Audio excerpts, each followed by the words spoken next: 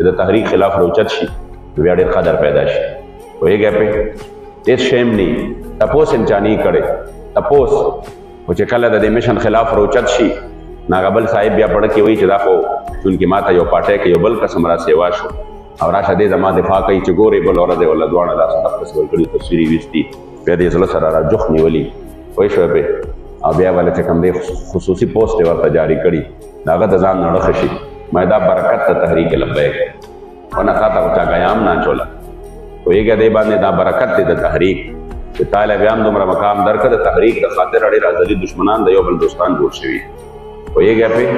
پښتانه متل کوي که نو دا ایم پي والا رونه ډېر زیات کوي ویلا به یو کېږو ګنې ورکېږو پوهېږئ پې یو کېږو به ګنې ورکېږو نو هغه خلک چې په عمر کې نه یو ځای کېدل د دې مشر خلاف یو شوي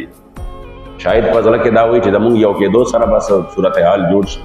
خو پته ورته نشته چې دا په یو ځای ټول شرمېږي بیا هسې به بیل بیل شرمېدی اوس به په یو ځای باندې شرمېږي اوس به په یو ځای باندې ذلیل کېږي اوس به په یو ځای باندې خوارېږي ځکه چې د حضور د در خاورو ته هم دا خو ډېر لوی مشن دی دا خو د دا خو وره ولورا دی زمونږ د تصور نه چې په لومړني ځل باندې ډېر عشرو بعد ډېر کلونو بعد مخلوق یو ځلې بیا د حضور دپاره نیک په میدان کې ودرېده د حضور د دین دپاره ودرېده خپلې ذاتي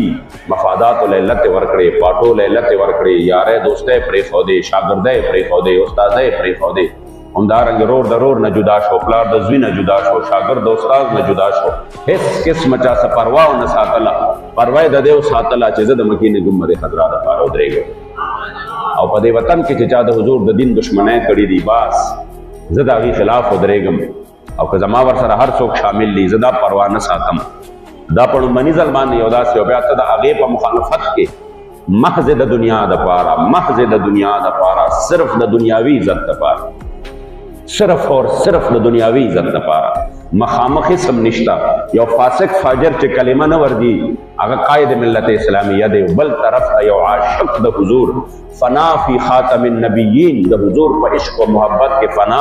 چې د چا په وړاندې به د حضور ذکر وکړو شکل به بدل شو عجیبه کیفیت به پرې راغی چې چا د خپل نبی د عزت دپاره مال قربان کو جان قربان کو خپل اولاد په دو باندې ولګو خپل د بوډاوالي په عمر کې په سپینه ږیره باندې هغه دومره تکلیفونه تیر کړو هغه عالم هم دی د زرګونو علما استاد هم دی هغه حافظ هم دی او هغه چې کوم دی د قرآن حافظ هم دی هغه د احادیثو حافظ هم دی هغه د اقبالیاتو حافظ هم دی هغه تقوا غر هم دی